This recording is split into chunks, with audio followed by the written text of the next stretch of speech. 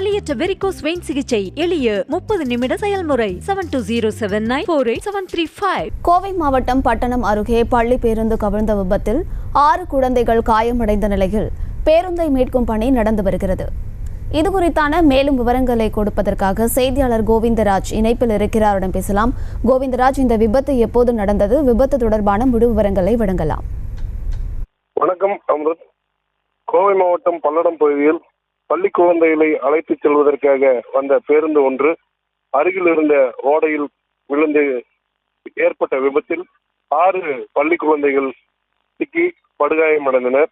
சூலூர் நீலாம்பூர் பகுதியில் உள்ள கைதன்யா எனும் தனியார் பள்ளி மாணவர்களை ஏற்றிக்கொண்டு பள்ளி வேன் பட்டணம் பகுதிக்கு வந்துள்ளது.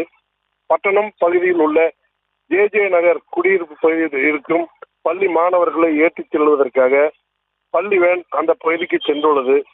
அங்கு செல்லக்கூடிய பாதையானது மிகவும் குறுகலாக இருந்த நிலையில் வேன் சென்று கொண்டிருக்கும் போது எதிரே இருசக்கர வாகனம் ஒன்று வந்ததாக கூறப்படுகிறது. இருசக்கர வாகனத்திற்கு வழிவிடும் விதமாக பள்ளி வாகனத்தை ஓட்டி வந்த கார்த்திக் தனது பேருந்தை வலது பக்கமாக திருப்பியுள்ளார். அப்போது எதிர்பாராத விதமாக அருகில் இருந்த பள்ளத்தில் வேன் கவிழ்ந்தது. இதில் 6 மாணவர்கள் இறந்துள்ளனர். 6 மாணவர்களில் ஒரு மாணவருக்கு பலத்த காயம் ஏற்பட்டுள்ளது.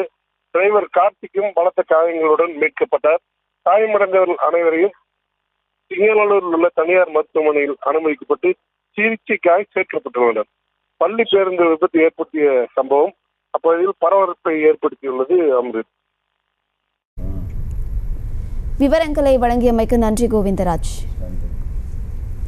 வலியற்ற வெரிகோஸ் வெயின் சிகிச்சை எளிய 30 நிமிட செயல்முறை 7207948735. செய்திகளை உடனுக்குடனும் துல்லியமாகவும் தெரிந்து கொள்ள சப்ஸ்கிரைப் பண்ணுங்க.